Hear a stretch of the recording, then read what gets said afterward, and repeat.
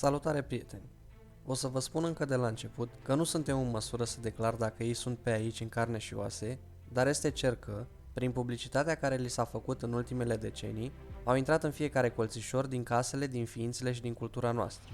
Dovada? Cunoașteți un singur om care să nu fie auzit de extraterestri?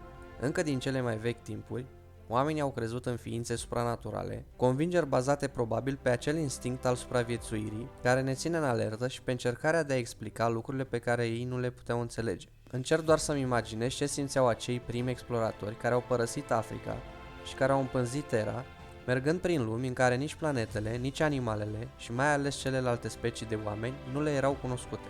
Dintre toate felurile în care se poate vorbi despre civilizațiile extraterestre, eu îl prefer pe acela care se bazează pe știință, pe cântărirea atentă a informațiilor de care dispunem în prezent. Îmi displac foarte mult cei care transformă acest subiect într-un șir nesfârșit de telenovele, cu răpiri, cu OZN-uri care ne supraveghează din cer, cu extraterestri care au influențat civilizațiile antice și așa mai departe. Îmi displac lucrurile care nu stau deloc așa.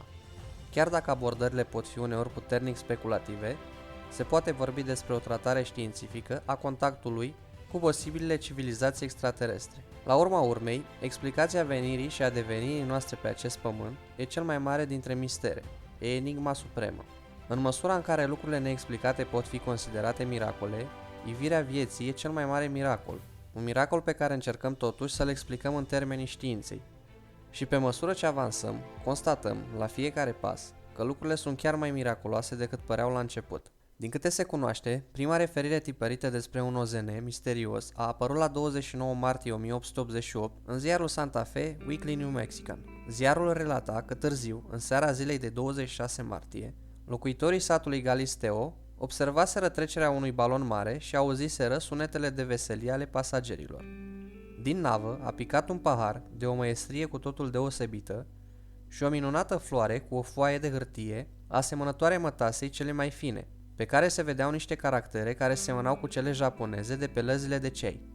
Seara următoare, un vizitator chinez-american a afirmat că a recunoscut hârtia, care conține un mesaj din partea prietenei sale, care, după cum a afirmat, călătorea cu nava la New York City. Ca multe alte povești despre OZN-uri, publicate către finele secolului al XIX-lea, de presa americană, și aceasta a fost aproape cu certitudine o ficțiune, dar în anii următori aveau să apară știri mai credibile în Statele Unite și în alte țări. Deși mai ales ziarele americane înclinau să socotească asemenea apariții drept glume, ele însele fiind autorii multor înșelătorii, nu există îndoială că astfel de aeronave, dacă ar fi fost zărite în ultimele decenii ale secolului al XX-lea, ar fi fost categorisite drept obiecte zburătoare neidentificate. De fapt, aparițiile unor obiecte cu aspect de aeronavă, obiecte în formă de trabuc, cu lumini multicolore în părți și reflectoare ce revarsă fășii de lumină, continuă până astăzi. Un șir de știri a apărut la începutul anului 1892, la granița dintre Polonia rusească și Germania.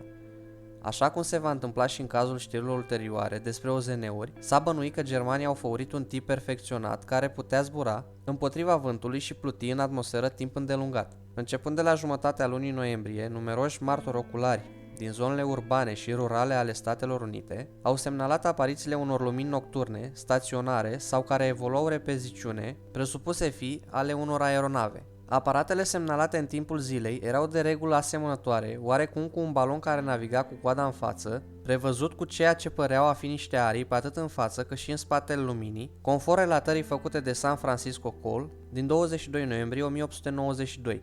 Ori aveau forma unui trabuc mare cu o coadă ca de pește, lung de cel puțin 100 de picioare, cu un cor care părea făurit din aluminiu, așa cum a descris Oakland Tribune din 1 decembrie. În unele cazuri, martorii oculari au afirmat că au văzut și o elicie. O bună bucată de vreme, atenția presei s-a concentrat asupra afirmației făcute de George Collins, avocat din San Francisco, care a susținut pe cuvânt de onoare, deși ulterior a negat că s-a jurat, că el nu doar îl reprezenta pe inventatorul aeronavei, și că el văzuse cu ochii săi minunata invenție. S-a zvonit că inventatorul era un oarecare Benjamin, un dentist din statul Maine, cunoscut ca politician de cafenea. Benjamin a declarat reporterilor de la ziarul Call că invențiile sale aveau legătură cu dentistica.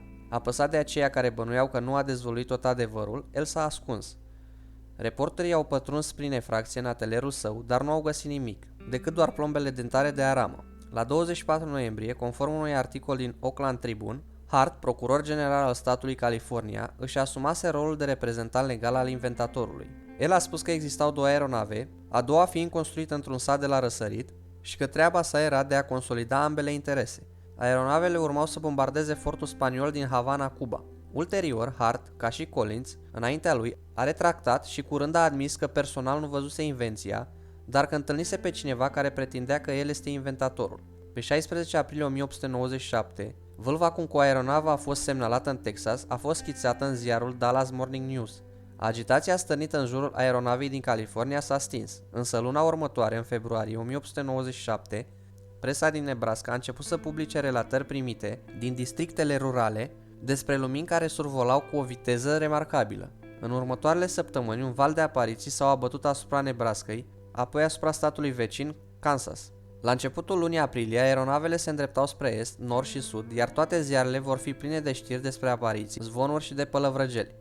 Multe din poveștile dubioase s-au concentrat, așa cum se întâmplase în California, asupra unor presupuse invenții secrete. Unele relatări de presă au pretins că aeronavele au aterizat și că cei din interiorul lor, americani de baștină, au dezvăluit identitatea și planurile lor unor martori oculari. Conversațiile cu astronauții au fost redatate cuvânt-cuvânt în relatările de presă care susținau, deși nu întotdeauna, că știrile sunt demn de crezare, dar ele erau inventate de la început și până la sfârșit. Alte falsuri reflectau un curent subteran de speculații despre vizitatori extraterestri. Leroy, fermier din Kansas, a depus mărturie sub prestare de jurământ că el, fiul său și omul angajat cu ziua la muncă au văzut niște ființe cu o înfățișare ciudată într-un OZN și că acestea au prins cu lasoul și au furat un vițel din țarcul aflat lângă locuința sa. Povestea a produs senzație și s-a bucurat de multă publicitate, fiind redescoperită și din nou republicată pe larg în literatura despre OZN-uri, apărută în anii 60, dar s-a dovedit a fi o farsă pusă la cale de fermieri și de colegii săi, membrii clubului local al mincinoșilor. La Aurora, în Texasul de Nord, o aeronavă s-a zdrobit de sol și singurul ocupant, un marțian, a fost îngropat în cimitirul local. Cam așa a relatat cotidianul Dallas Morning News din 19 aprilie. Această poveste inventată de un locuitor din Aurora a fost redescoperită în anii 60 și 70, atrăgând cercetători înarmați cu cazmale în sătucul prăfuit și uitat de lume. Printre nenumărasele falsuri s-au aflat totuși unele relatări aparent autentice despre apariții în formă de trabuc, cu sau fără aripi, precum și apariții de lumini nocturne descrise în mod diferit, având forma de pară, de ou, de minge sau de litera V, ceea ce sugera că, pe lângă noianul de prostii și baliverne, se profila marele val modern de OZN-uri, cu întreaga varietate de tipuri de obiecte zburătoare neidentificate. Deși spre sfârșitul lunii mai, valul se potolise, aparițiile au continuat să fie semnalate de-a lungul întregului secol care a urmat. De exemplu, în vara anului 1900, doi tineri din Redsburg au zărit o aeronavă în formă de dirijabil care plutea în văzduh în timpul nopții. Când aparatul a trecut deasupra unui pâl de copaci, aceștia au început să se clatine, ca bătuți de un vânt puternic, deși noaptea era calmă. Ediția din 15 martie 1901 a ziarului Silver City Enterprise din statul New Mexico a relatat chiar că un medic local a izbutit să facă o fotografie clară a aeronavei. Din păcate, fotografia nu s-a păstrat. În 1909, un val de apariții de OZN-uri a străbătut lumea din Anglia, SUA, până în Noua Zeelandă și Australia. În Anglia, aparițiile care au început în martie se refereau în cea mai mare parte la OZN-uri în formă de torpilă, care evoluau cu viteza uriașă și erau prevăzute cu lumini sclipitoare și reflectoare. Ele au reanimat temerile exprimate deja 15 ani mai devreme în Europa de Est, fără a fi confirmate, despre germanii care spionau zburând la mare altitudine. În Noua Zeelandă, valul s-a declanșat în iulie, la capătul sudic al insulei de sud, apoi a avansat spre nord. Ca și în cazul aparițiilor anterioare de OZN-uri, martorii oculari au pretins că au zărit siluete umane în aparatele care treceau zburând. Cu un prilej petrecut la 3 august, un locuitor din Waipawa a susținut că unul din membrii OZN-ului ar fi strigat la el ceva într-o limbă necunoscută, iar cu un alt prilej s-a afirmat că din aeronavă fusese lansate rachete care au căzut în apă. Martorul ocular se află în barcă și a presupus că el era ținta atacului. Un număr de apariții de OZN-uri au avut loc și în spațiul aerian al Australiei. Un alt val de OZN-uri a izbucnit în toamna anului 1912, știrile cu privire la acest eveniment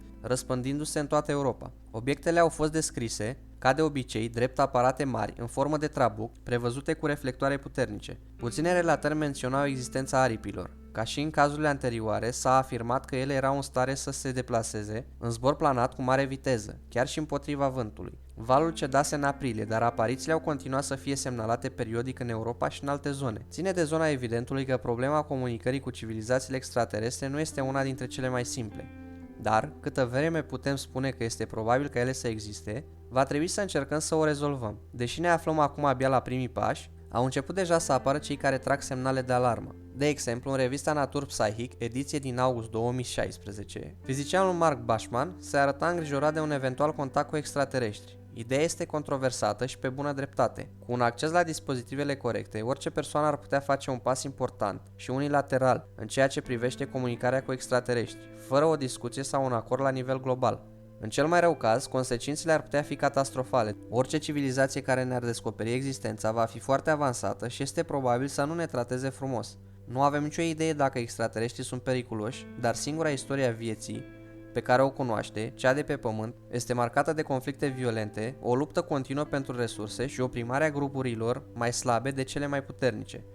Personal rămân optimist, nu pot să cred că o civilizație avansată, capabilă să călătorească ani lumină pentru a ajunge aici, are nevoie de o planetă locuită pentru a-i explora resursele. Sunt cu mult mai multe cele care nu sunt locuite. Dacă v-a plăcut acest material, nu uitați să vă abonați și să apăsați butonul de clopoțel pentru a fi notificați atunci când voi încărca următorul material pe acest canal. Eu vă mulțumesc pentru timpul acordat și până data viitoare, vă salut!